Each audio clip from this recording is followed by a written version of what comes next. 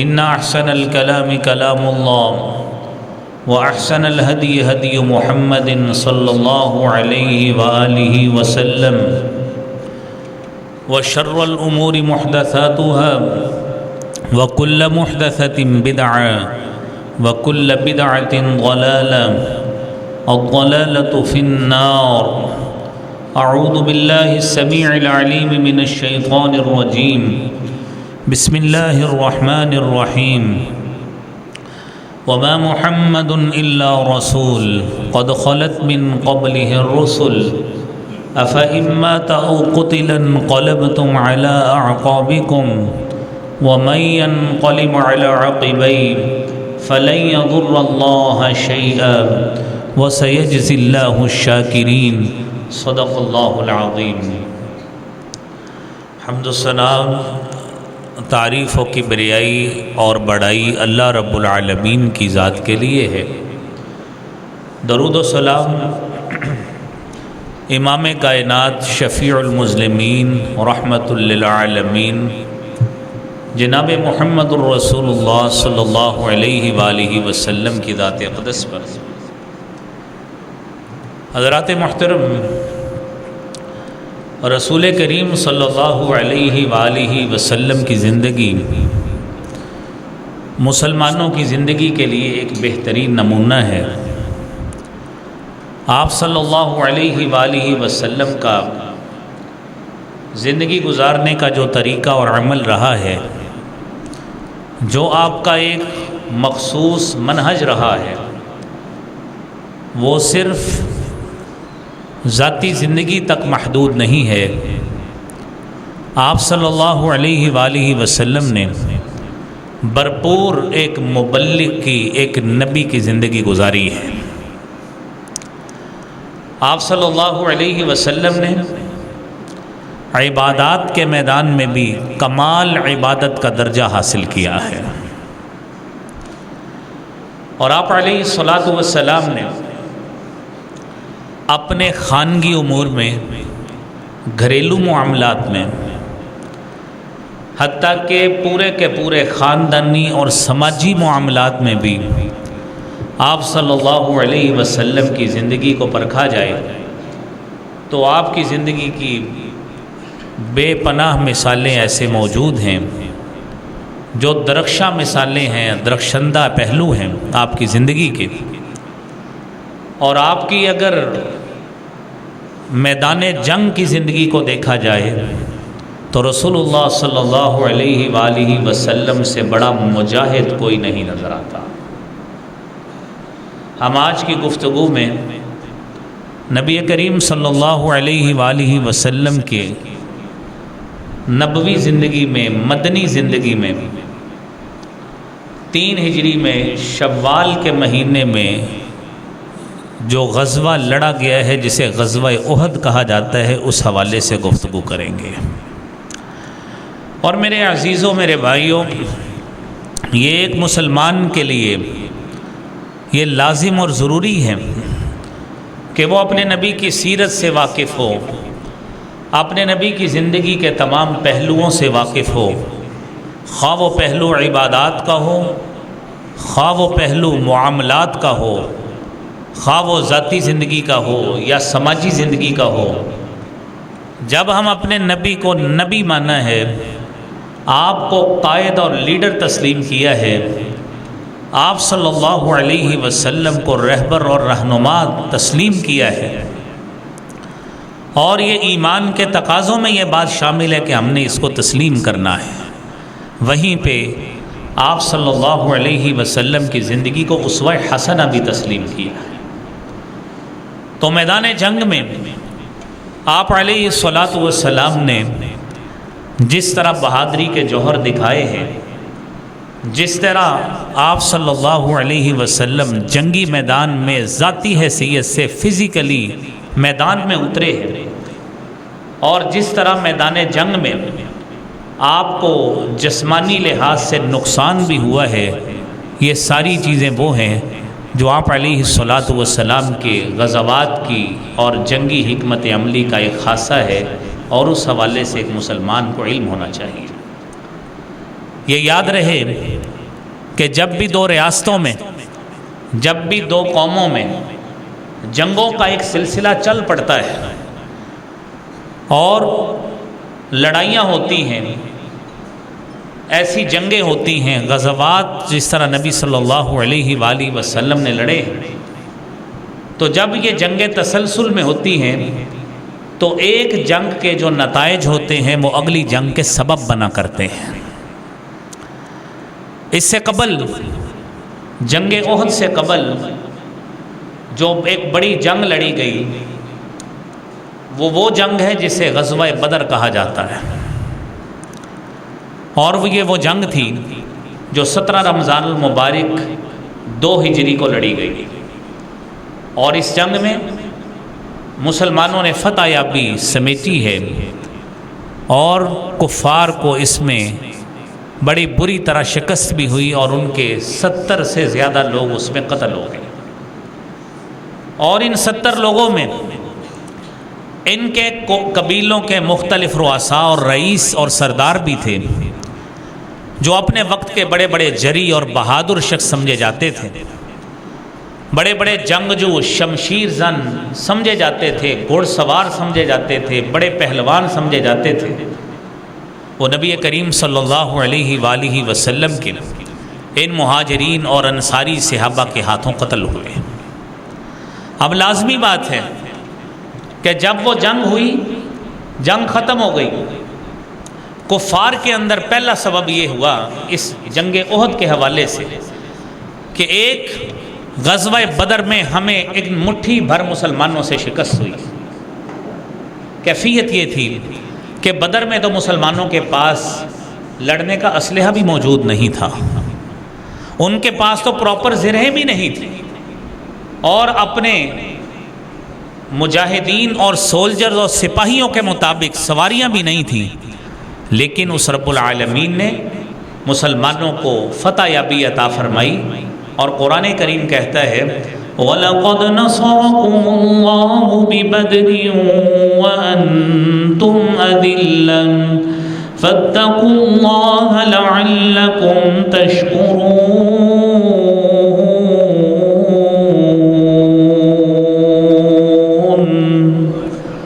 ہم نے تمہاری غیبی اور الہامی مدد کی بدر کے مقام پہ، تم کمزور تھے، نحیف تھے، ضعیف تھے۔ اب دیکھیے ان کمزور مسلمانوں سے 313 لوگوں کے ایک مجموعہ سے وہ ایک بڑی طاقت، جنہیں اپنی قوت پہ، طاقت پہ بڑا ناز تھا، اللہ تعالیٰ نے ان مسلمانوں کے ہاتھوں انہیں شکست دی۔ لہذا یہ غزوہ بدر کی شکست ان سے ہضم نہیں ہوئی، اور انہوں نے اسی وقت تہیہ کیا کہ جیسے ہی فرصت ملے، جیسے ہی ہم اپنی قوت کو جمع کر لیں، مجتمع کر لیں، فوری طور پر مسلمانوں سے ہم نے انتقام لینا ہے۔ اور یہ جذبہ انتقام کیسا، جس میں کفار کے بڑے بڑے سردار عتبہ، شیبہ، ولید، ابو جہل، یہ بڑے بڑے لوگ اس جنگ میں مارے گئے، قتل ہو گئے۔ لہذا ایک ریونجفل ایٹیٹیوڈ، ایک انتقام کا جذبہ، جس نے انتقام کی آگ ان میں ٹھنڈی نہیں ہونے دی، لہذا ہمیشہ وہ اس طاق میں رہتے کہ ہم مسلمانوں سے اپنی اس بات کا بدلہ ضرور لیں گے۔ اور سرداران قریش میں سے مختلف جو چھوٹے چھوٹے قبائل تھے، ان کے سردار چونکہ مسلمانوں کے خلاف لڑنے میں پیش تھے، اس جنگ میں قتل ہو گئے۔ اب قریشیوں نے، اہل مکہ نے، جن کا اس وقت سب سے بڑا سردار اس وقت ابو سفیان تھے، جو اس وقت مسلمان نہیں ہوئے تھے، انہوں نے اپنے ساتھی قبائل کو جمع کیا اور کہا کہ یہ جو قافلہ شام سے ہمارا واپس آیا ہے، جس کے پاس وافر ایک انویسٹمنٹ بھی موجود ہے، پیسہ موجود ہے، وسائل موجود ہیں، ہم ان سارے وسائل کو جمع رکھتے ہیں، اور ان سارے وسائل کو جمع کر کے ہم نے مسلمانوں سے جنگ بدر کا انتقام لینا ہے۔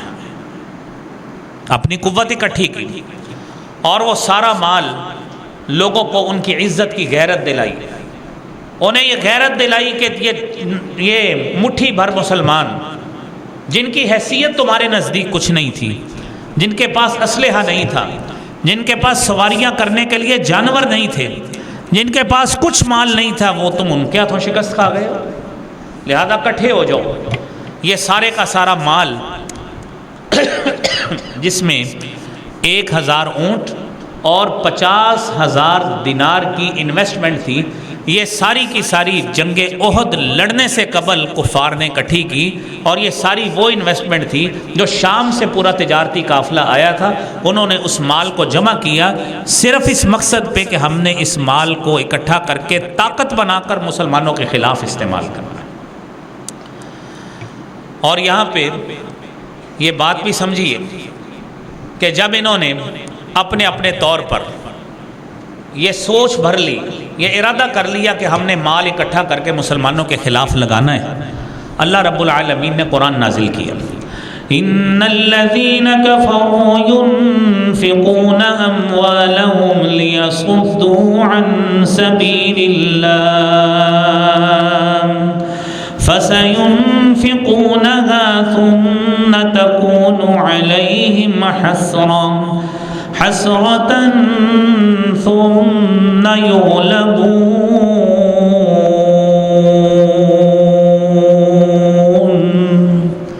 یہ کافر لوگوں نے مال خرچ کیا ہے، انویسٹمنٹ کی ہے، تاکہ ان مسلمانوں کو اللہ کے رستے سے روکیں، ان کو جہاد سے روکیں، اور ان کو اعلائے کلمت اللہ بلند کرنے سے روکیں۔ یاد رکھیں فَسَيُنْفِقُونَهَا ثُمَّ تَكُونُ عَلَيْهِمْ حَسْرَةٌ، جس مال کو یہ خرچ کریں گے یہی مال ان کے لیے باعث حسرت، باعث ندامت ثابت ہوگا، اس مال کو خرچ کرنے کا انہیں کو فائدہ نہیں ہوگا۔ پھر اس کے بعد انہوں نے مختلف شعراء، اور یہ بات ذہن میں رکھیے کہ جب دشمن مختلف فریقین کا ایک دشمن ہو تو ساری قوتیں جمع ہو جایا کرتی ہیں۔ مدینہ منورہ میں رسول اللہ صلی اللہ علیہ وآلہ وسلم نے آپ کے پاس مسلمانوں کی ایک مختصر جماعت تھی، ایک مختصر فوج تھی، فورس تھی، قوت تھی، اور دوسری طرف عرب کے اس مدینہ منورہ کے اندر میثاق مدینہ کے تحت نبی کریم صلی اللہ علیہ وآلہ وسلم نے 3 قبائل کے ساتھ جو یہودی قبائل سے ان سے معاہدہ کیا تھا، جن میں بنو قینقاع تھے، بنو نذیر تھے اور بنو قریظہ تھے۔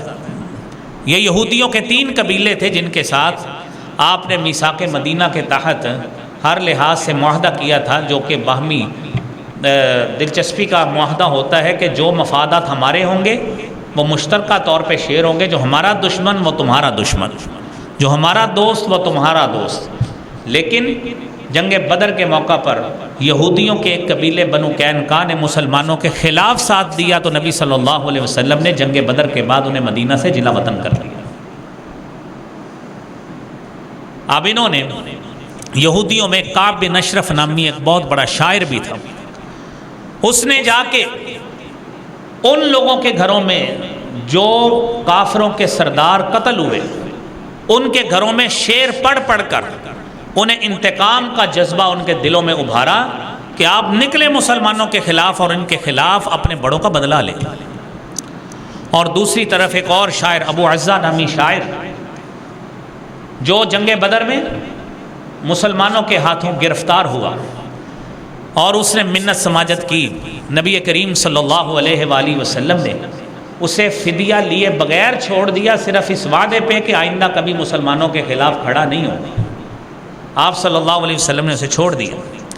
لیکن جب جنگ احد کی تیاری ہو رہی تھی، صفوان بن امیہ جو کفار کا ایک بڑا سردار تھا، وہ ابو عزہ کے پاس جاتا ہے اور اسے جا کے مالی منفعت کا لالچ دیتا ہے۔ اس نے کہا میں نے تو مسلمانوں کے نبی سے وعدہ کیا ہوا ہے۔ اس نے اس سے بھی زیادہ اس کو پیسہ دے کر اس سے شعر پڑھوائے تاکہ لوگوں میں جذبہ انتقام پیدا ہو۔ اس نے نبی صلی اللہ علیہ وسلم سے وعدہ توڑ دیا۔ وہ کون سا مسلمان تھا؟ اس نے تمام کفار کے گھروں میں جا کر انتقام کا جذبہ بڑھایا۔ خیر، یہ بھی ایک سبب ہوا۔ ایک اگلا سبب تھا غزوہ سویق، جو احد سے پہلے ہوا۔ سوی کہتے ہیں ستوؤں کو۔ بات یہ ہوئی کہ جنگ بدر میں مسلمانوں کو عظیم جو فتح یابی ہوئی، ابو سفیان نے گاہے بگاہے ہمیشہ اس ٹو میں رہے کہ جب بھی مجھے کوئی نہ کوئی موقع ملا میں مسلمانوں سے جذبہ انتقام کے تحت ان سے انتقام ضرور لوں گا۔ ایک دن ایسا ہوا کہ 200 سوار 200 لوگ لے کر وہ مدینہ منورہ کے قریب ایک چراگاہ کے پاس آئے، جہاں پہ مسلمان کچھ موجود تھے، کچھ جانور بھی تھے۔ 200 سواروں کے ساتھ آئے اور وہاں پہ آ کر وہاں پہ جو صحابی سعد بن عمر موجود تھے ان کو شہید کر دیا۔ نبی صلی اللہ علیہ وسلم نے لوگ بھیجے، لیکن ابو سفیان اس وقت تک وہ جگہ چھوڑ کے جا چکے۔ اس بنا پہ آپ صلی اللہ علیہ وسلم چکنا ہو گئے کہ کفار کسی بھی وقت بدر کے انتقام لینے کے لیے ہم پر حملہ آور ضرور ہوں گے۔ آپ صلی اللہ علیہ وسلم نے ذاتی طور پر اس لحاظ سے تیاری ضرور شروع کر دی، ذہنی طور پر، کہ ہمیں تیار رہنا چاہیے، کافروں کا کوئی پتہ نہیں، کیونکہ اس وقت ایسے موبائلز نہیں تھے، ایسا مواصلاتی نظام اتنا استعداد والا نہیں تھا کہ جس سے فوری طور پہ خبر پہنچ سکتی۔ خیر، اگلا سبب یہ بھی ہے جو کہ چھٹا سبب ہے کہ وہ تجارتی شاہراہ جس سے اہل مکہ شام کے علاقے میں جایا کرتے تھے وہ مدینہ منورہ کے پاس سے گزرتی تھی، اور انہیں اس بات کا خدشہ تھا کہ اگر ہم نے مسلمانوں کی قوت اور طاقت کو بڑھنے دیا تو یہ تجارتی شاہراہ یہ ان کے قبضے میں آ جائے گی، اور جب مسلمان چاہیں گے ہمارے قافلے کو روک لیں گے، اور ہم جو مکہ میں بیٹھ کر بڑے آرام سے فارغ البالی سے تجارت کر رہے ہیں، ہمارا وہ تجارتی ناطقہ بھی بند ہو جائے گا، لہذا ہم مسلمانوں کی قوت کو ویسے ہی ختم کرتے ہیں تاکہ ہماری تجارت بھی اور دیگر معاملات بھی حل ہو جائیں۔ اور اگلا سبب یہ ہوا کہ یہودیوں نے جہاں پر اپنے طور پہ ہمیشہ وہ آپ صلی اللہ علیہ وسلم سے انتقام لینے کی کوشش کرتے ہیں، وہاں پہ مکہ کے یہ کفار بھی کوشش کرتے ہیں۔ صفوان بن امیہ نے اپنے ایک شخص عمیر بن وہب کو، جس کا باپ بدر میں قتل ہوا، اس کو وہاں پہ بیت اللہ کے قریب بیٹھ کر بڑی رازدانی کے ساتھ، یہ بڑا لمبا واقعہ ہے جو کتب احادیث میں موجود ہے، بیت اللہ کے پاس بیٹھ کر اس سے وعدہ وعید دلایا کہ یہ تیرے میرے درمیان بات رہنی چاہیے، آپ جائیں اور مسلمانوں کے سردار جناب محمد الرسول اللہ صلی اللہ علیہ وآلہ وسلم کو قتل کر کے آئیں، آپ کو اتنا سارا میں انعام بھی دوں گا، اور اگر کسی نہ کسی طرح تو پکڑا گیا تو تیرے سارے گھر کی کفالت میرے ذمہ ہوگی۔ وہ اسلحہ چھپا کر، جو خنجر تیر جو بھی تھا وہ چھپا کے لے گیا۔ نبی کریم صلی اللہ علیہ وآلہ وسلم آپ مسجد نبوی میں بیٹھے تھے۔ آپ تصور کریں 500 کلومیٹر سے اوپر کا رستہ ہے، کتنے دنوں میں پہنچا ہوگا۔ آپ صلی اللہ علیہ وسلم اپنے صحابہ میں موجود ہیں، اور آپ نے جب عمیر بن وہب کو دیکھا، آپ نے کہا بات سنو، ادھر آؤ۔ پوچھا تم نے صفوان بن امیہ کے ساتھ بیت اللہ کے قریب بیٹھ کر کیا کیا باتیں کی ہیں، بتائیں۔ اس کا رنگ اڑ گیا فوری طور پہ، اور فوری طور پر اس نے اللہ کے نبی صلی اللہ علیہ وسلم کو کہا، پہلے جو شک تھا جو وہ بھی دور ہو گیا ہے کہ وہاں پہ تو صفوان اور میرے علاوہ کوئی بھی نہیں تھا، یہ بات آپ کو یقیناً اللہ نے بتائی ہوگی، فوری طور پہ مسلمان ہو گیا، فوری طور پہ مسلمان ہو گیا۔ اب آپ صلی اللہ علیہ وسلم کو ایک اس کا اشارہ اور مل گیا کہ یہ لوگ تو مجھے قتل کرنے کے در پہ، وہ تو دلائل نبوت اور تجلیات نبوت کا ایک شاندار مظہر ہے کہ اللہ تعالیٰ نے وحی کے ذریعے بتا دیا کہ عمیر بن وہب آپ کو قتل کرنے کی غرض سے آ رہا ہے، آپ اس کو بلائیں اور اپنے پاس بٹھا کے اس سے یہ بات پوچھ لیں۔ یہ سارے کے سارے اسباب وہ ہیں جو جنگ احد کا سبب بنے ہیں، اور یہ یاد رہے شوال کے پہلے عشرہ میں ہی، پہلے ابتدائی دنوں میں ہی اس کی تیاری ہونا شروع ہوگی، اور حضرت عباس رضی اللہ تعالی عنہ جو نبی کریم صلی اللہ علیہ وآلہ وسلم کے چچا ہیں، انہوں نے غور کیا اپنی جو زندگی کی جنگی مہارت اور دفاعی صلاحیت سے معمور وہ خاندان، انہوں نے مشاہدہ کیا یہ کافر تو اپنی فوج کی تیاری میں مصروف ہیں، انہوں نے خط نبی کریم صلی اللہ علیہ وآلہ وسلم کو بھیجا، اور حضرت عباس کا قاصد حافظ ابن القیم زاد المعاد میں لکھتے ہیں کہ سب سے وہ تیز ترین نکلا، وہ 3 دنوں میں نبی صلی اللہ علیہ وسلم کے پاس پہنچ گیا۔ آپ صلی اللہ علیہ وسلم قباء میں تشریف فرما تھے، جا کے خط حضرت عباس کا ملا، پڑھا کہ کافروں نے تو اپنی فوج کی تیاری شروع کی ہے، اور 3000 فوج ہے، اور اس میں 15 عورتیں بھی شامل ہیں، اور ان کے پاس 3000 اونٹ بھی ہیں، اور 200 گھوڑے ہیں، اور 700 زرہیں ہیں۔ اس سامان کے ساتھ وہ اہل مدینہ پر اور مدینہ پر چڑھائی کرنے کی غرض سے آ رہے ہیں۔ آپ صلی اللہ علیہ وسلم فوری طور پر قباء سے اٹھے، اور آپ صلی اللہ علیہ وسلم اپنے اصل جو مسکن ہے مسجد نبوی وہاں پہ تشریف لائے۔ وہاں پہ آ کر آپ نے اپنے صحابہ کرام سے مشاورت کی، انصاری اور مہاجرین قبائل بلائے، ان کے رؤساء کو بلایا، تو سب سے پہلے یہ طے ہوا کہ حضور سب سے پہلے ہم آپ کا ایک حفاظتی دستہ ایک مقرر کرتے ہیں کہ کہیں ان کے 2-4 جاسوس یا اس طرح کے نقصان پہنچانے والے یہاں پہ آ کے آپ کو نقصان نہ پہنچائیں۔ تو انصاریوں کا ایک دستہ جس میں حضرت سعد بن معاذ رضی اللہ تعالیٰ عنہ، حضرت اسید بن حضیر رضی اللہ تعالیٰ عنہ، حضرت سعد بن عبادہ رضی اللہ تعالیٰ عنہ، یہ 3 صحابہ کرام اور ان کے ساتھ کچھ دوسرے لوگ، یہ نبی کریم صلی اللہ علیہ وسلم کے ذاتی محافظوں کا دستہ ترتیب دیا گیا کہ جو آپ صلی اللہ علیہ وسلم کی ذاتی لحاظ سے حفاظت کرے۔ آپ نے مشورہ کیا کہ بتائیے جی، کافر تو آ رہے ہیں، یہ ان کی کیفیت ہے، یہ خط آیا میرے چچا حضرت عباس رضی اللہ تعالیٰ عنہ۔ لوگوں نے مشورہ دیا، مختلف لوگوں نے، کہ ہم یہ کرتے ہیں کہ مدینہ کے کچھ کہتے اندر رہ کے لڑتے ہیں، کچھ باہر۔ آپ نے خود مشورہ دیا کہ میری یہ چاہت ہے کہ مدینہ کے اندر رہ کے لڑا جائے، 3 طرف پہاڑیاں ہیں، ہمارے پاس دفاعی صلاحیت اتنی مضبوط نہیں ہے اسلحہ کے اعتبار سے، لہذا ہمیں ایک طرف سے دفاع کرنا پڑے گا، اور بقیہ جو ہمارے بقیہ لوگ بچے یا خواتین ہیں وہ سنگ باری کے لیے چھتوں پہ کھڑے ہوئے۔ یہ آپ مشورہ اپنے صحابہ سے کر رہے ہیں۔ خیر، یہ ادھر مشورہ جاری ہے، دوسری طرف جمعہ 6 شوال جمعہ کے روز رسول اللہ صلی اللہ علیہ وآلہ وسلم کو اطلاع دی گئی کہ کفار کا یہ لشکر احد کے دامن میں پڑاؤ کر چکا ہے۔ اور آپ ماشاءاللہ اکثر نے عمرہ آپ میں سے کیا ہوا ہے، حج کیا ہوا ہے، اور آپ جانتے ہیں کہ مسجد نبوی سے احد کتنے کلومیٹر دور ہے، کوئی سینکڑوں ہزاروں بیسیوں میں نہیں ہے، چند کلومیٹر کے فاصلے مسجد نبوی سے۔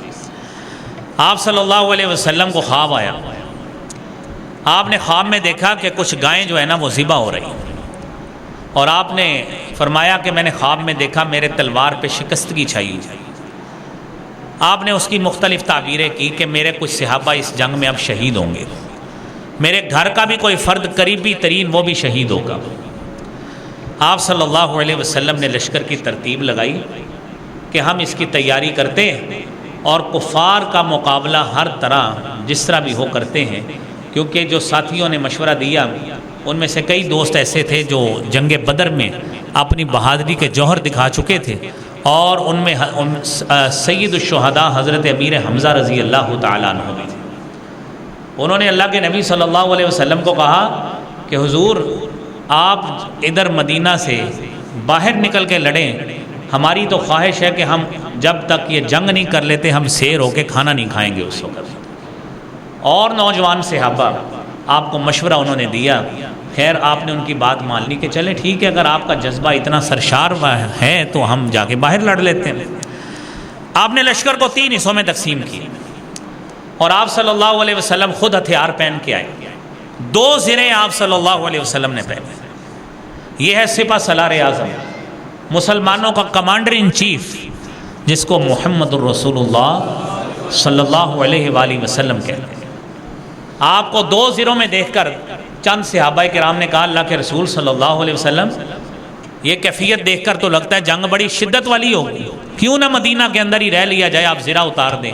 فرمایا نبی جب ہتھیار پہن لیا کرتا ہے پھر ہتھیار اتارا نہیں کرتا۔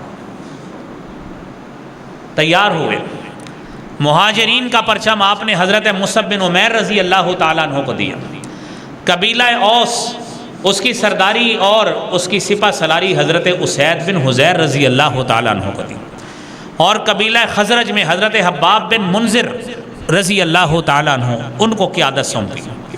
1000 کا لشکر مسلمانوں کا تیار ہوا، 100 زرہیں تھیں، 50 شاہ سوار تھے، یہ مسلمانوں کا لشکر 1000۔ اور آپ صلی اللہ علیہ وسلم اب لشکر کا معائنہ کرتے ہیں۔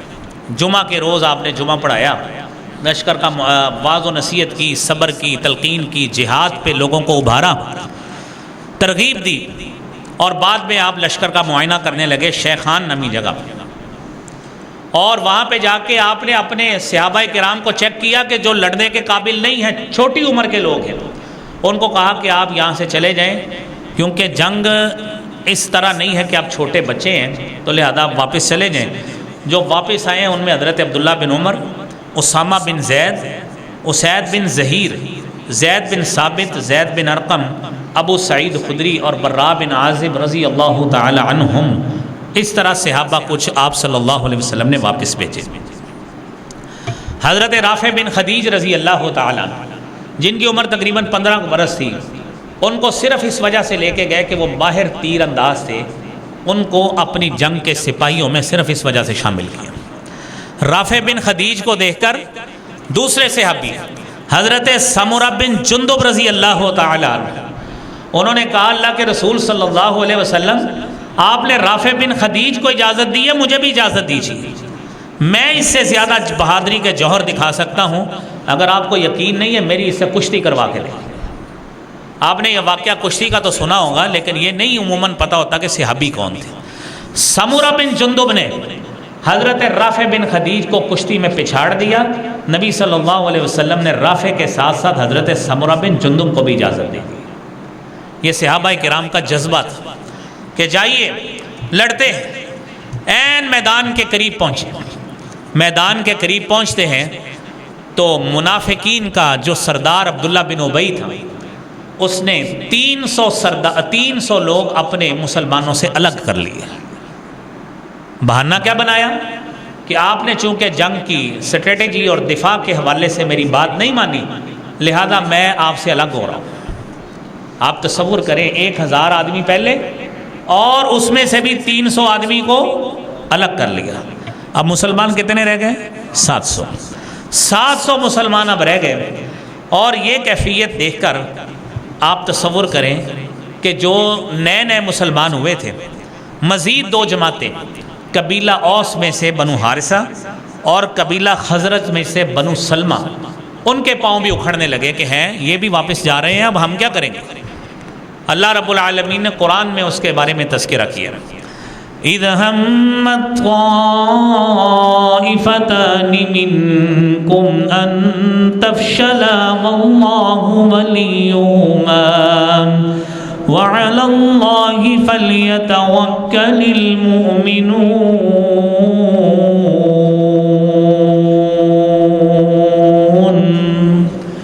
2 گروہ، انہوں نے سمجھا کہ واپس ہو جائیں، پھسل جائیں۔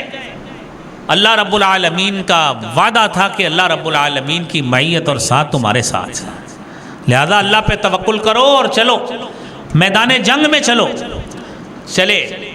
اور یاد رکھیے عبداللہ بن ابی جس نے 300 لوگ اپنے الگ کیے، صرف اس بنا پہ نہیں کہ میری بات نہیں مانی گئی، دل میں بغض تھا مسلمانوں کا، دل میں نفاق تھا، مسلمانوں کی دشمنی تھی۔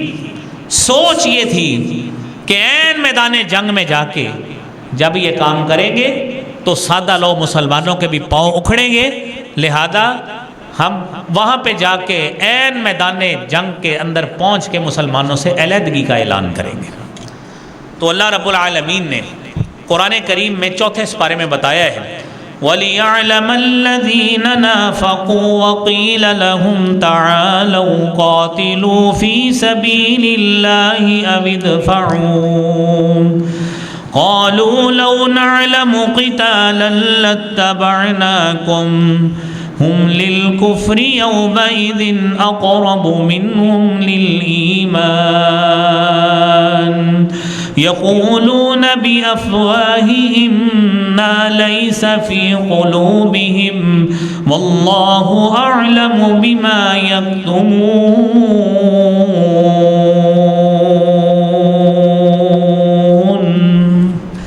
کافروں نے یہ سوچا، ان منافقوں نے یہ سوچا کہ آج ہم یا تو لڑائی کریں گے یا دفاع کریں گے، سوچا یہی تھا نا۔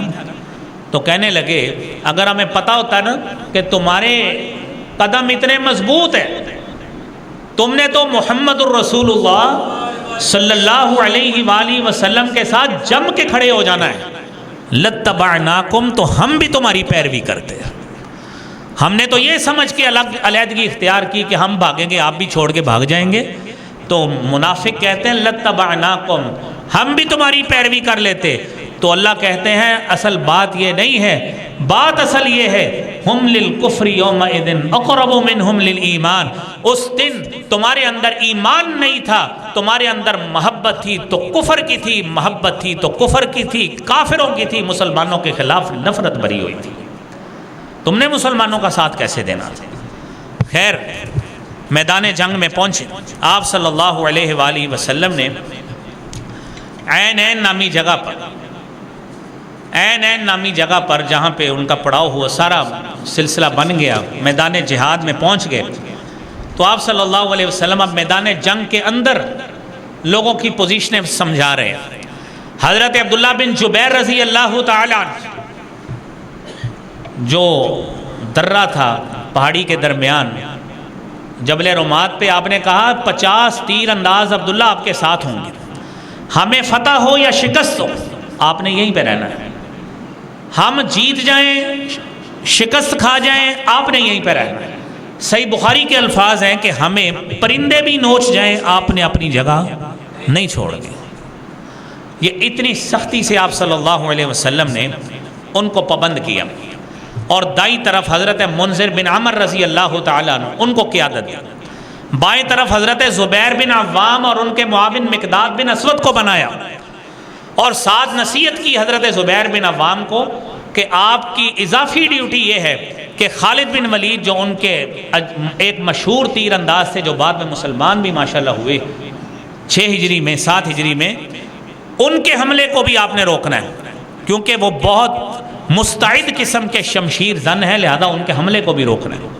حضرت زبیر بن عوام اور آپ صلی اللہ علیہ وآلہ وسلم نے 7 شوال کو یہ ترتیب ساری تھی، 7 شوال 3 ہجری کو، اور کافروں نے بھی اپنی ترتیب دی۔ کافروں نے اپنے دائیں طرف، کیونکہ ہمارا نا پاکستان آرمی کا ایک گروپ ہوتا ہے جی آرٹلری ہوتا ہے، ایک انفینٹری ہوتا ہے، یہ مختلف گروپ ہیں۔ ایک 313 منگلہ کور ہوتی ہے جس نے جب بھی ملک پہ جنگ ہوتی ہے نا تو حملہ انہوں نے کرنا ہوتا ہے۔ سب سے پہلا حملہ پاکستان کی آرمی کے قوانین کے مطابق منگلہ 313 کور انہوں نے کرنا ہے، اس لیے کور کمانڈر منگلہ جو ہوتا ہے نا وہ سب سے مستعد کور کمانڈر ہوتا ہے پاکستان آرمی کا۔ تو آپ صلی اللہ علیہ وسلم جنگی ترتیب جو آپ نے دی اسی طرح کافروں نے بھی دی۔ انہوں نے دائیں طرف خالد بن ولید کو، دائیں طرف اکرمہ بن ابی جہل کو، پیدل فورس کی کمان صفوان بن امیہ کو دی، اور تیر اندازوں کی کمان عبداللہ بن ربیعہ کو دی۔ اب یہ سارے کافر ہیں، مسلمان تو نہیں۔ اب سب سے پہلے جس طرح کرکٹ میچ میں اوپننگ بیٹسمین آتا ہے اور دوسری طرف اٹیک بالر آتا ہے پہلا اوور کرانے کے لیے، کفار کی طرف سے جو پہلا شخص جس نے آ کے مسلمانوں کو جنگ کے لیے للکارا اس کا نام تھا طلحہ بن طلحہ عبدری، وہ آیا۔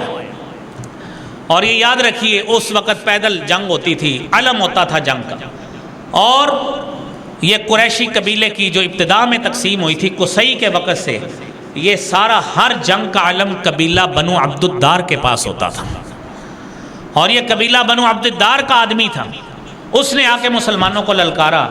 اور سیرت کی کتابوں میں یہ بات موجود ہے کہ اس کا سامنا کرنے سے مسلمان کتراتے تھے، بہت جری آدمی تھا، بڑا بہادر آدمی تھا۔ حضرت زبیر بن عوام رضی اللہ تعالیٰ عنہ نے جمپ مار کر اس کے سواری پہ چڑھے اور اس کو وہیں سے تلوار مار کے اس کو قتل کر دیا، حضرت زبیر بن عوام رضی اللہ تعالیٰ عنہ۔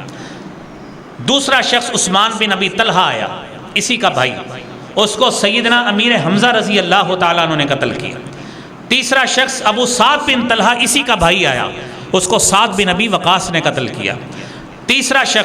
چوتھا شخص مصافح بن ابی طلحہ آیا، اس کو عاصم بن ثابت بن ابی افلا نے قتل کیا۔ اور اگلا شخص کلاب بن ابی طلحہ آیا، اس کو حضرت زبیر بن عوام نے قتل کیا۔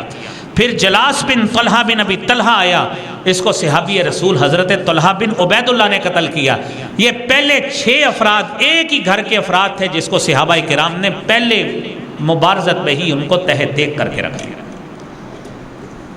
پھر قبیلہ بنو عبد الدار کے اور شخص آئے، ارطاد بن شرحبیل، اس کو سیدنا حضرت علی رضی اللہ تعالیٰ عنہ نے قتل کیا۔ اگلا شخص شریح بن قارز آیا، اس کو قزمان نامی شخص نے قتل کیا۔ اور احادیث کی کتابوں میں یہ واضح ہے کہ یہ قزمان پکا مسلمان نہیں تھا، یہ منافق آدمی تھا، یہ صرف قبائلی عصبیت کی بنا پہ ان سے بدلہ لینے کے لیے مسلمانوں میں شامل ہوا، لیکن مسلمانوں کا ساتھ اتنا دے گیا کہ ان کے 2 بندے قتل کر گیا، ان کے 2 بندے قتل کر گیا، شریح بن قارز اور ابو زید عمر بن عبد مناف عبدری، یہ دونوں قزمان نے قتل کیے۔ اور تیسرا بھی اس کے بارے میں مشہور ہے کہ شرحبیل بن ہاشم عبدری کو بھی قزمان نے قتل کیا۔ بنو عبد الدار کے یہ 10 لوگ قتل ہوئے۔ آپ تصور کریں کہ وہ لوگ جو جنگ میں حملہ کرنے والے ہیں وہ سارے کے سارے مسلمانوں نے ابتدا میں ہی قتل کر دیے، ابھی تک مسلمانوں کا کوئی بندہ بھی شہید نہیں ہوا۔ جب یہ کیفیت ہوئی، انہوں نے میدان سے بھاگنا شروع کر دیا کافروں نے۔ جب کافر میدان سے بھاگے، میدان سے بھاگنا شروع کیا تو مسلمان جو نیچے فیلڈ میں موجود تھے انہوں نے مال غنیمت لوٹنا شروع کر دیا۔ اب یہاں سے ایک فاش غلطی ہونے لگی۔ جب مسلمان مال غنیمت لوٹ رہے تھے اور وہ 50 لوگوں کا 3 اندازوں کا قافلہ جنہیں اللہ کے رسول صلی اللہ علیہ وسلم نے پابندی کے ساتھ کہا تھا ہمیں کچھ بھی ہو جائے، پرندے نوچ جائیں، تم نے نہیں آنا، وہ بھی نیچے اتر آئے۔ یہ تاریخی غلطی کی، اور قرآن کہتا ہے اِذْ تُصْعِدُونَ وَلَا تَلْوُونَ عَلَىٰ أَحَدٍ وَالرَّسُولُ يَدْعُوكُمْ فِي أُخْرَاكُمْ فَأَثَابَكُمْ غَمًّا بِغَمٍّ لِكَيْ لَا تَحْزَنُوا عَلَىٰ مَا فَاتَكُمْ وَلَا مَا أَصَابَكُمْ وَاللَّهُ خَبِيرٌ بِمَا تَعْمَلُونَ۔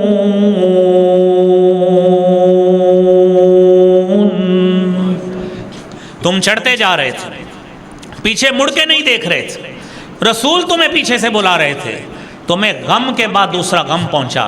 اور وہ کیسا غم پہنچا کہ خالد بن ولید نے پیچھے سے حملہ کر دیا اور مسلمان اس حملے کو سنبھال نہیں سکے۔ دوسرا ایک کام یہ ہوا کہ ابو عامر راہب نے ایک گھڑا کھودا اور اس کو گھاس پھوس لگا کے وہیں جان بوجھ کے کور کیا، جس طرح ہمارے یہاں بارودی سرنگیں بچھاتے ہیں۔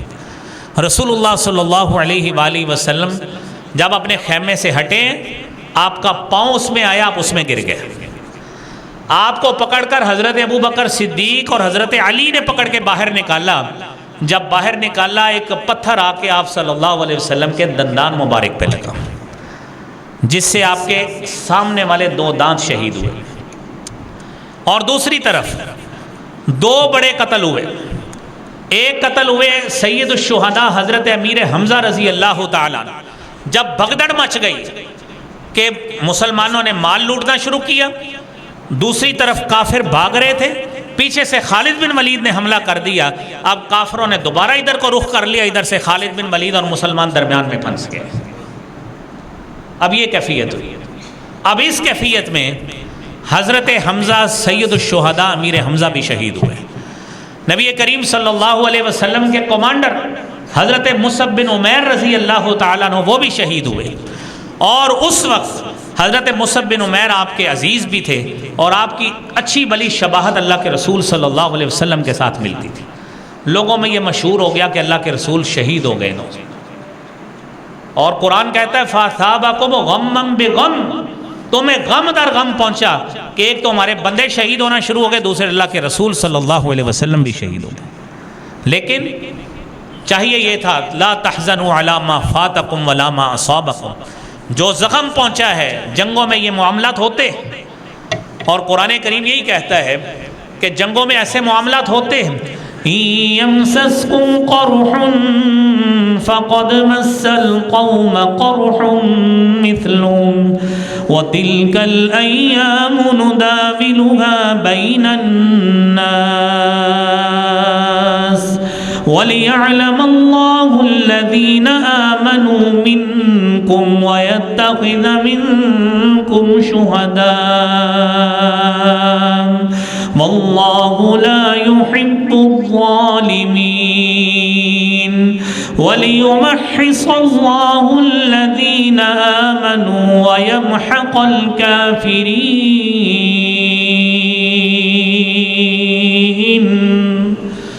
اب یہ میرے بھائیوں قرآن کریم نے اس کو اس طرح کنکلوڈ کیا ہے کہ مسلمانوں نقصان تمہارا بھی ہوا، یاد رکھیے اگر آج آپ کو زخم پہنچے اسی طرح کے زخم 1 سال پہلے کافروں کو بھی پہنچے تھے۔